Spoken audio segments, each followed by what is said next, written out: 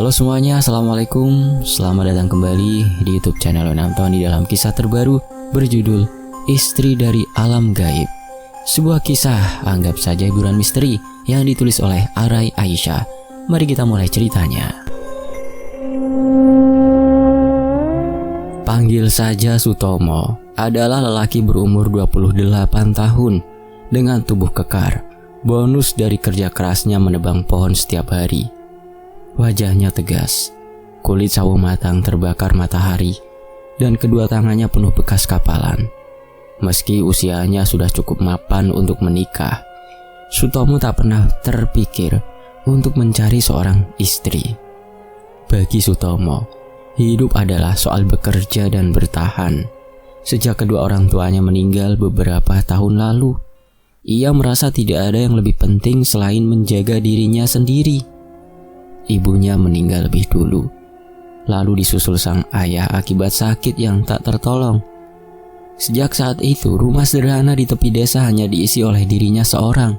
Sunyi, dingin, tapi ia sudah terbiasa. Setiap pagi, Sutomo bangun lebih awal dibanding kebanyakan orang. Subuh baru saja selesai, sementara ia sudah menyiapkan kapak, gergaji, serta bekal makanan sederhana yang dibungkus dengan daun pisang. Ia selalu membawa nasi, ikan asin, dan sambal terasi, bekal yang ia masak sendiri. Kehidupan sederhana itulah yang membuat Sutomo merasa cukup. Ia tidak pernah mengeluh, tidak pernah iri pada orang lain. Namun, orang-orang di desa kerap membicarakannya. Sutomo itu rajin, tapi sayang belum juga mau menikah. Takutnya jadi bujang lapuk. Begitu sering terdengar dari mulut tetua desa. Ada pula yang berbisik, mungkin dia masih trauma ditinggal mati orang tuanya kali. Sutomo hanya tersenyum tipis setiap kali mendengar kabar burung itu. Baginya, menikah hanyalah menambah beban. Ia merasa belum mampu memberi kebahagiaan untuk orang lain. Sejak kecil, ia sudah ditempa oleh kehidupan yang keras. Maka ia lebih memilih hidup sendiri, berjuang dengan tangannya sendiri, tanpa perlu memikirkan siapapun. Meski begitu, dalam kesendiriannya, terkadang ada sekelebat rasa hampa. Malam-malam sepi membuatnya duduk termenung di serambi rumah, hanya ditemani suara jangkrik. Sesekali ia teringat wajah ibunya yang lembut atau suara ayahnya yang tegas. Kenangan itu membuat dadanya perih, seakan ada ruang kosong yang tidak bisa diisi apapun. Namun Sutomo selalu menepis perasaan itu dengan bekerja lebih keras keesokan harinya. Sutomo memang dikenal sebagai lelaki yang ulet. Saat kebanyakan pemuda desa memilih merantau ke kota, ia bertahan dengan pekerjaannya sebagai penebang kayu. Ia percaya hutan adalah sumber kehidupannya. Setiap batang pohon yang ia tebang, setiap kayu yang ia pikul ke pasar, adalah hasil jerih payah yang halal. Tidak ada rasa malu, meskipun pekerjaannya membuat badannya penuh keringat dan pakaiannya sering lusuh. Orang-orang sering melihatnya berjalan pulang sore hari dengan pikulan berat di bahu. Keringat bercucuran, tapi langkah kakinya mantap. Anak-anak desa yang berlarian di jalan kadang memberi salam padanya. Om Tomo, kayunya dapat banyak ya? Sutomo hanya tertawa kecil sambil mengusap kepala anak-anak itu. Ia memang tidak banyak bicara, tapi ramah pada siapapun. Di balik sikap kerasnya, Sutomo menyimpan hati yang halus. Ia tidak pernah menyakiti orang lain, tidak pernah mengambil hak orang lain. Jika ada tetangga yang butuh kayu bakar, ia sering memberinya cuma-cuma. Pernah suatu ketika, seorang janda tua di ujung desa kehabisan kayu untuk memasak. Sutomo diam-diam mengantarkan seikat kayu ke rumahnya tanpa meminta imbalan. Baginya, itu bukan sesuatu yang besar, hanya sekedar menolong sesama. Namun kebaikan itu tidak pernah membuat Sutomo berpikir untuk mencari pasangan hidup. Ia merasa semua sudah cukup dengan dirinya saja. Jika ada yang mencoba mengenalkannya dengan gadis desa, ia selalu menolak halus. Katanya, ia belum siap. Padahal jauh di lubuk hatinya, Sutomo sebenarnya takut kehilangan lagi, takut merasakan perih seperti ketika ditinggalkan kedua orang tuanya. Malam-malam panjang sering membuat Sutomo berbicara pada dirinya sendiri. Duduk di bawah lampu teplok yang redup, ia menatap langit-langit rumah. Apa benar aku akan hidup sendiri selamanya? Bisiknya lirih. Tapi begitu pagi tiba, semua pertanyaan itu hilang, tertelan oleh kesibukan bekerja di hutan. Begitulah keseharian Sutomo, lelaki pekerja keras yang lebih memilih kesunyian ketimbang keramaian.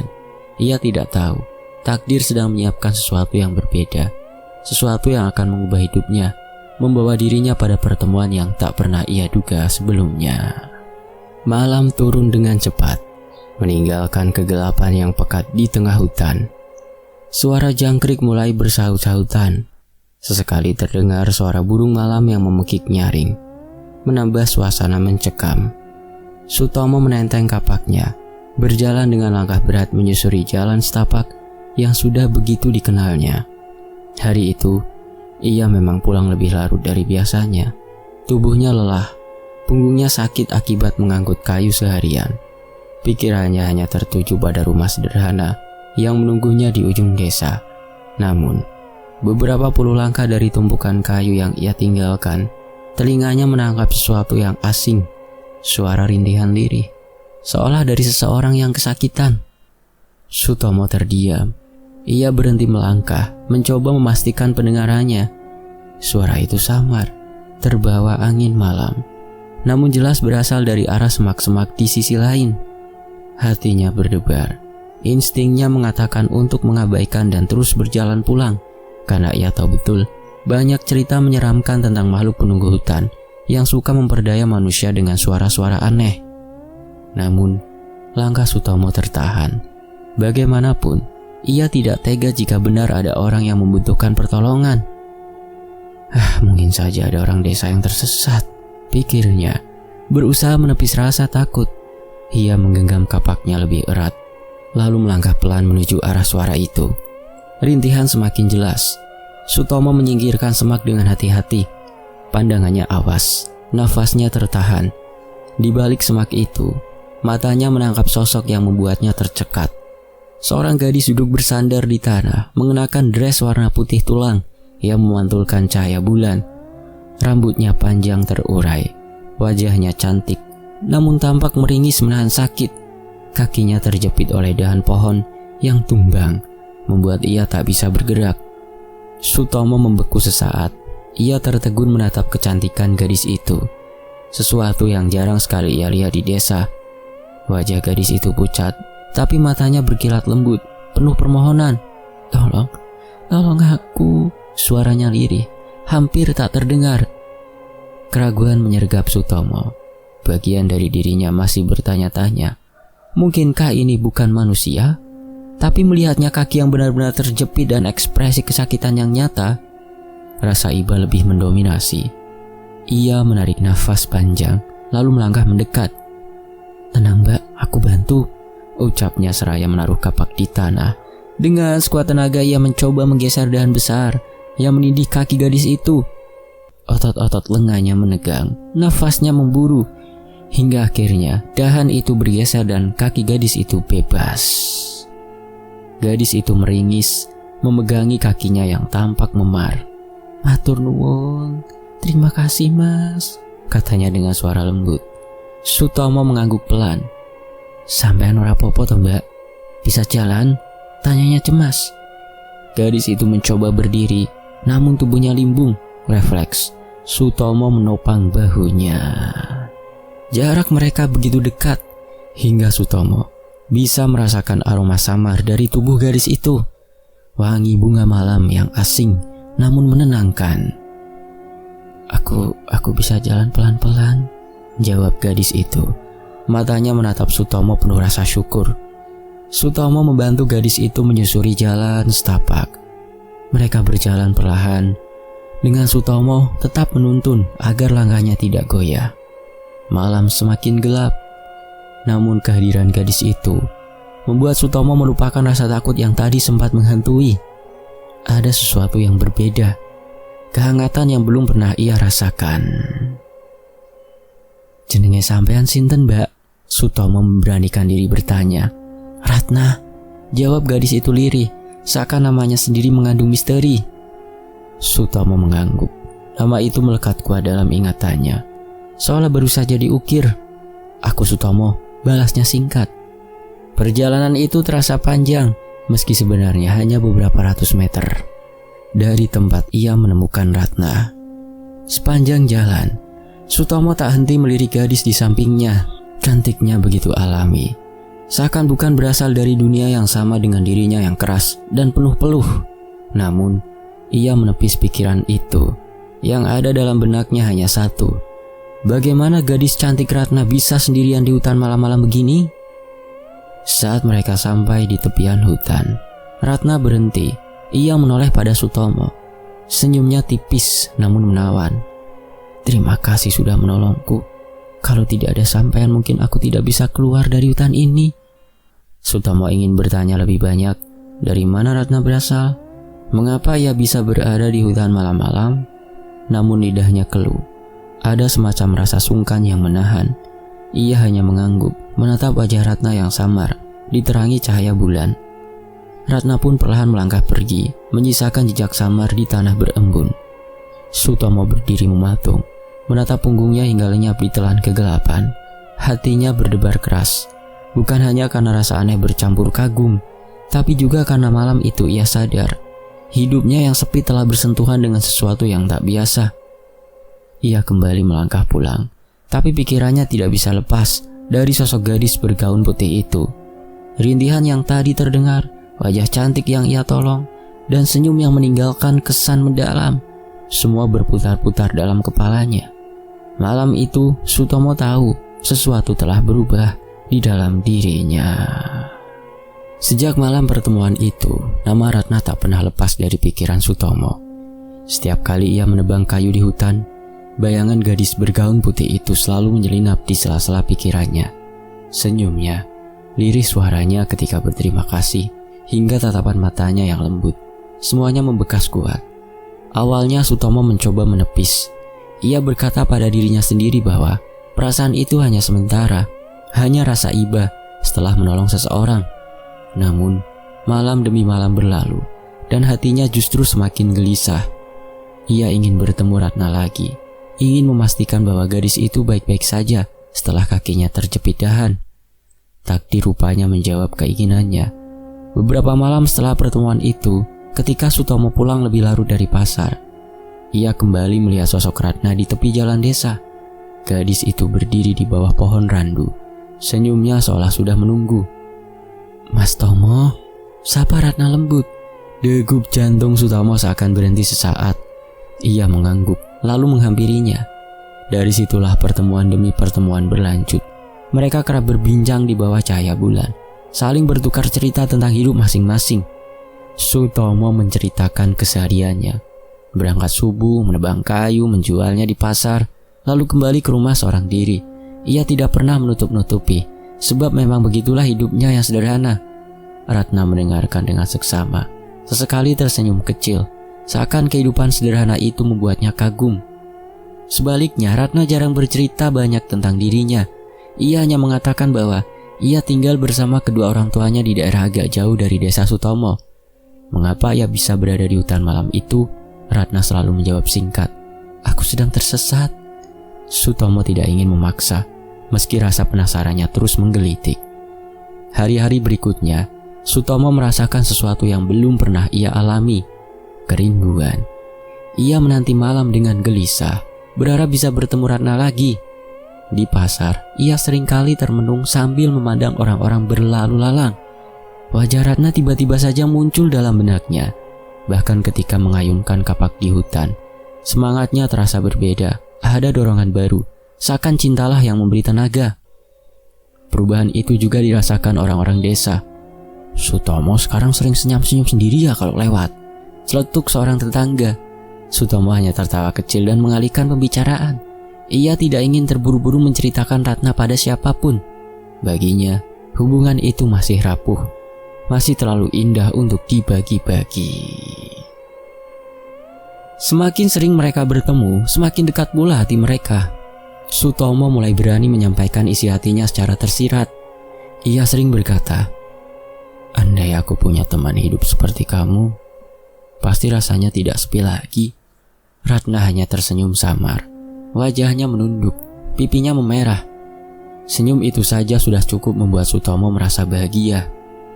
Malam-malam mereka dihabiskan dengan percakapan sederhana. Duduk di pematang sawah, mendengarkan suara kodok dan jangkrik. Ratna bercerita tentang bunga yang ia sukai, sementara Sutomo bercerita tentang masa kecilnya bersama kedua orang tuanya. Terkadang mereka berjalan menyusuri jalan desa, ditemani cahaya kunang-kunang yang berterbangan. Hari-hari Sutomo berubah semakin berbeda sejak ia mantap jatuh hati pada Ratna. Namun satu hal yang selalu membingungkan sekaligus menggelisahkan pikirannya. Ratna hanya mau ditemui ketika maghrib menjelang atau ketika malam sudah turun. Tidak pernah sekalipun ia mendapati Ratna hadir di siang hari. Bahkan sekedar menampakkan diri di bawah terik matahari. Awalnya, Sutomo tidak ingin mempermasalahkan.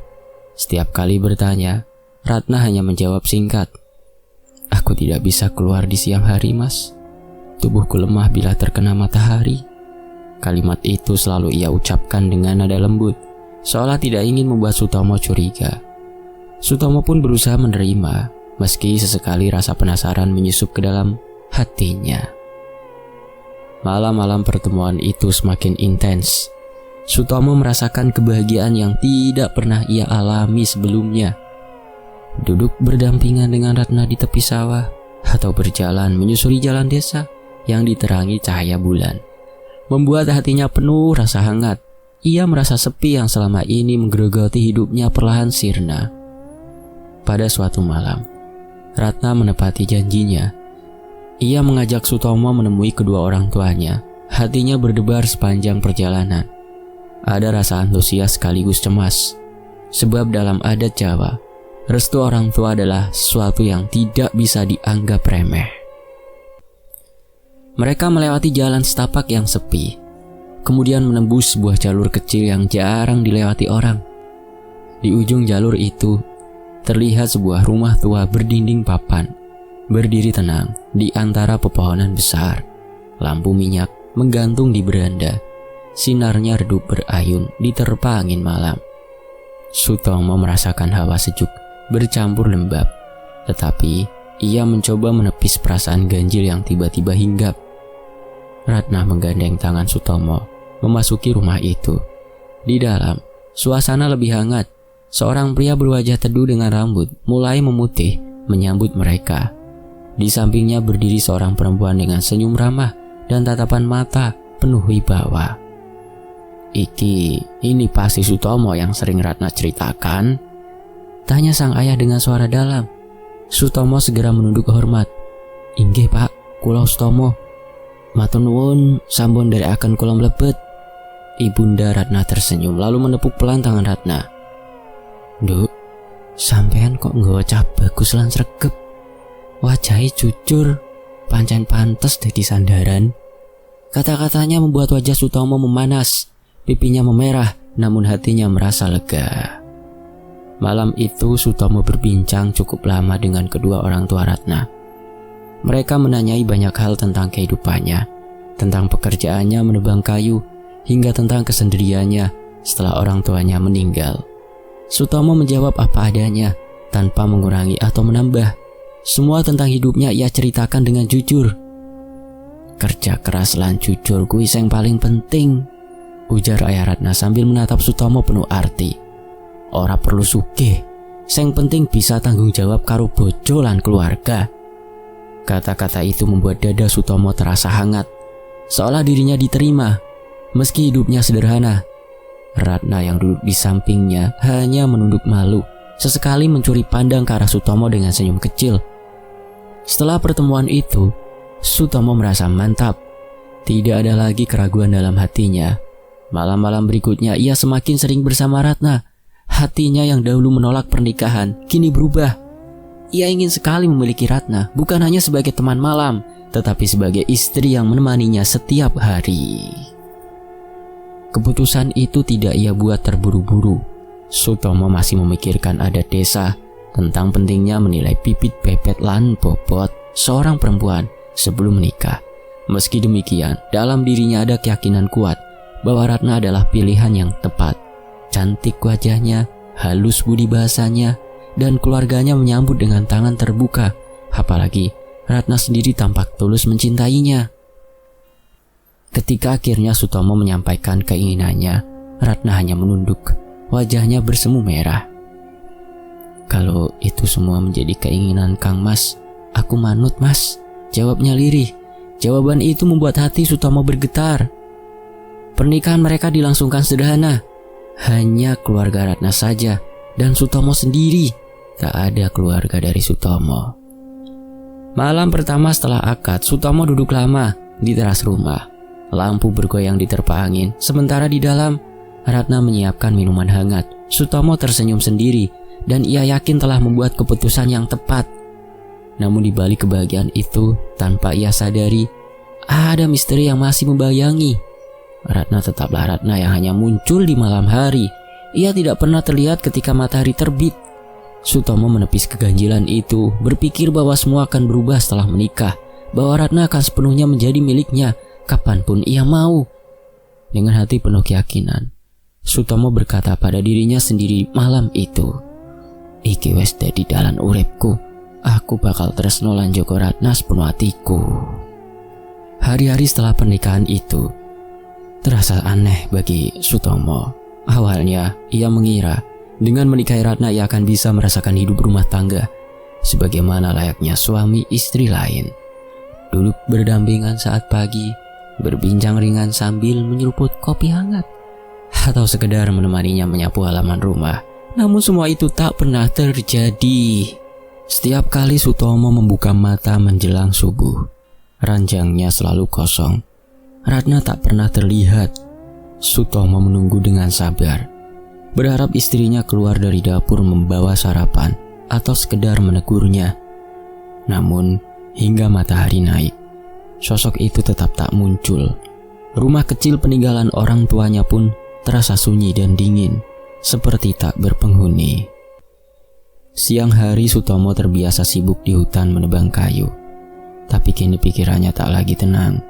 Kapak di tangannya sering berhenti di udara. Tubuhnya kaku karena bayangan Ratna terus memenuhi benaknya. Mengapa Ratna tak pernah ada di siang hari? Mengapa hanya muncul saat senja? Pertanyaan itu menghantui, membuat Sutomo kadang melamun terlalu lama hingga hampir terkena tebasan kapak sendiri. Pernah suatu malam, Sutomo sengaja pura-pura tidur lebih awal. Ia ingin menguji, adakah Ratna benar-benar tidur di sampingnya? Saat jarum jam di dinding menunjukkan pukul 2 dini hari, Sutomo membuka mata perlahan. Jantungnya berdegup kencang. Dan benar saja, ranjang di sebelahnya kosong. Selimut yang tadi membungkus tubuh Ratna kini terlipat rapi, seolah dari tadi tak pernah ada orang di sana. "Ratna," bisiknya lirih, mencoba meyakinkan diri kalau semua ini hanya kebetulan. Namun semakin ia mencoba menenangkan hati, semakin gelisah jiwanya. Keesokan harinya, Sutomo pulang lebih awal dari hutan. Ia berharap bisa menemukan Ratna di rumah sebelum malam tiba. Namun begitu pintu kayu dibuka, hanya udara dingin yang menyambutnya.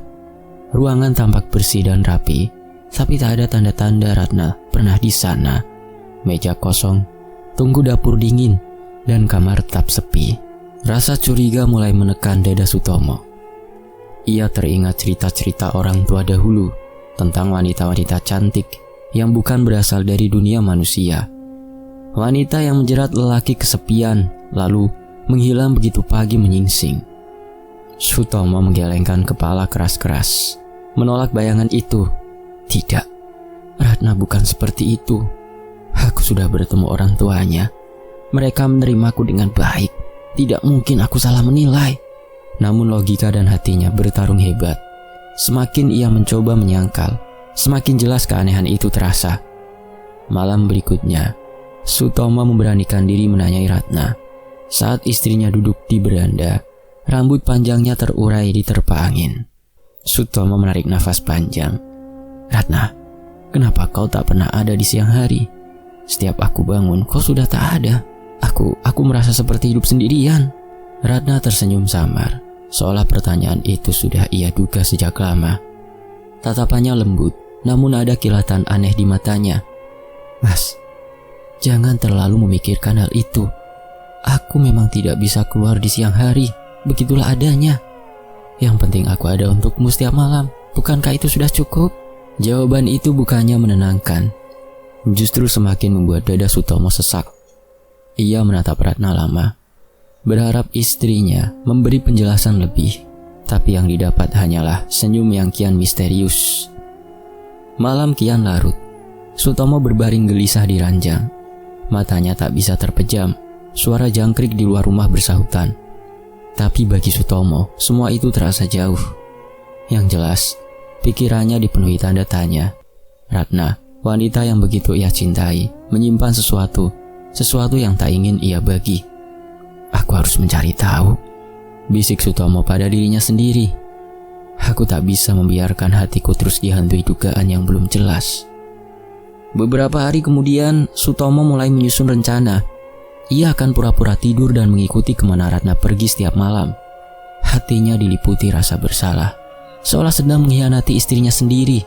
Namun keinginan untuk menemukan kebenaran lebih besar daripada rasa takut itu. Dalam hatinya, Sutomo masih mencoba berpikir positif. Ia berharap semua hanyalah kesalahpahaman. Mungkin Ratna pergi menemui keluarganya setiap malam, atau mungkin ada alasan lain yang bisa ia terima dengan logika. Namun, naluri dalam dirinya berkata lain, bahwa apapun yang akan ia lihat nanti, kemungkinan besar bukan hal yang biasa. Malam itu, udara terasa begitu berat, dingin menusuk sampai ke tulang. Sutomo sengaja menahan kantuknya. Ia berbaring miring, pura-pura terlelap, padahal mata dan telinganya siaga. Sesekali nafasnya diatur agar terdengar teratur. Detik demi detik berjalan lambat. Suara jangkrik di luar jendela bagai irama yang menegangkan hati. Tepat ketika jam dinding rumahnya berdetak 4 kali, ranjang kayu itu berderit. Sutomo menahan degup jantung yang makin keras.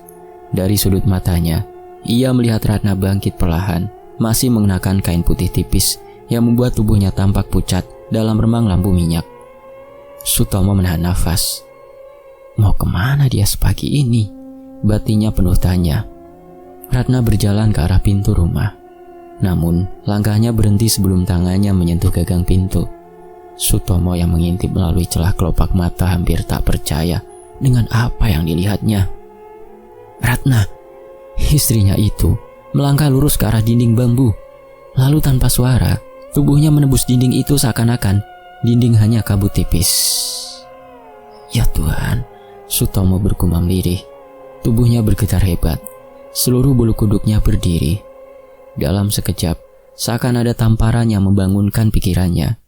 Kebenaran yang selama ini ia ragukan, kini nyata di depan mata. Ratna bukanlah wanita biasa. Ia bukan manusia seperti dirinya. Sutomo sadar, selama ini ia hidup bersama sosok dari dunia lain. Peluh dingin mengucur di keningnya, meski udara tengah malam begitu dingin. Ia ingin berteriak, namun lidahnya keluh. Ia ingin berlari, tapi kakinya tak mampu digerakkan. Hanya dada yang berdegup tak karuan, menandai betapa kagetnya ia.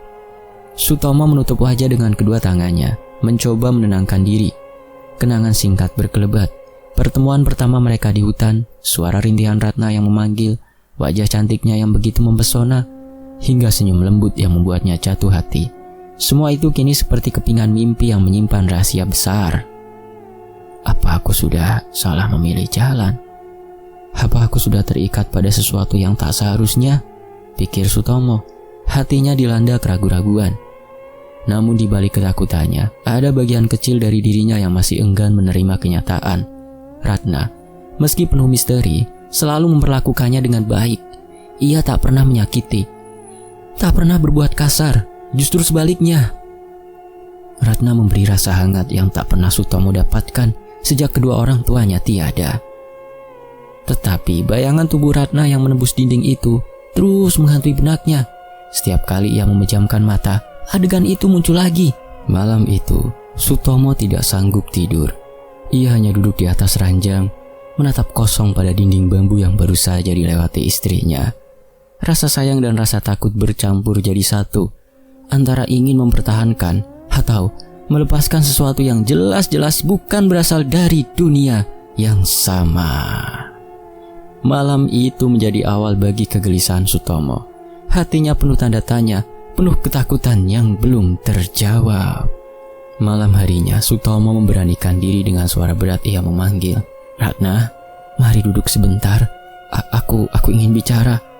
Ratna menoleh, matanya yang bening seolah menyimpan rahasia dalam. Ia duduk di samping Sutomo, menunduk manis seperti biasanya. "Ratna," suara Sutomo bergetar.